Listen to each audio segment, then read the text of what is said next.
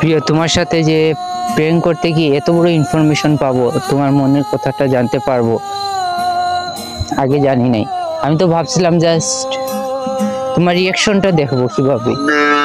আমি ভাবছিলাম তুমি আমার সাথে ঘুরো না, মানে তোমার সম্মান চলে যাবে ভাবে, এইটা ভেবে আমার সাথে তুমি কোথাও যাও না, ঘুরো না, এটার জন্য আমি একটা প্রেম করছিলাম তোমার সাথে, বুঝছেন? তোমার বান্ধবীদেরকে নিয়েই প্রেমটা করেছিলাম। তারপর জানতে পারলাম যে তুমি আমাকে মন থেকে চাও না, কখনোই চাও না। আর আমাকে বলছে, তোমার বান্ধবী আমাকে বলছে যে তুমি যদি মন থেকে চাইতে আমাকে, তো পরিবারের দিকটা ছেড়ে হলো আমার দিকটা ভাবতা। তুমি আমাকে মন থেকে কখনোই চাও নাই, বুঝতে পারতেছো? সো আমি আর বেশি কিছু বলতেছি না। আমি তোমার সাথে নাটক করি নাই, মন থেকে ভালোবাসছিলাম। এই ভালোবাসাটা হয়তো এখন প্রকাশ পাবে, বুঝতে পারতেছো?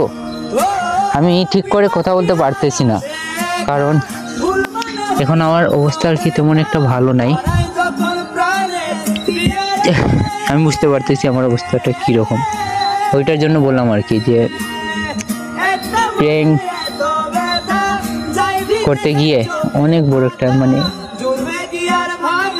জিনিস রিয়েলাইজ করতে পারছি আমি।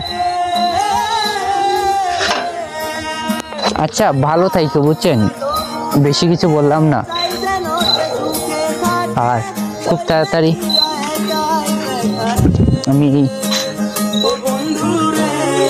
পৃথিবী থেকে বিদায় নিচ্ছি। Good bye. আর আমার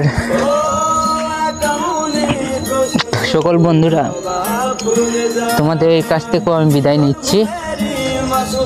মানে কোনোদিন যদি ভুল করে থাকি তো ছোট ভাই ভেবে আর কি, বড় ভাই ভেবে, ছোট ভাই ভেবে, নিজের ভাই ভেবে আমাকে ক্ষমা করে দিও। Good bye.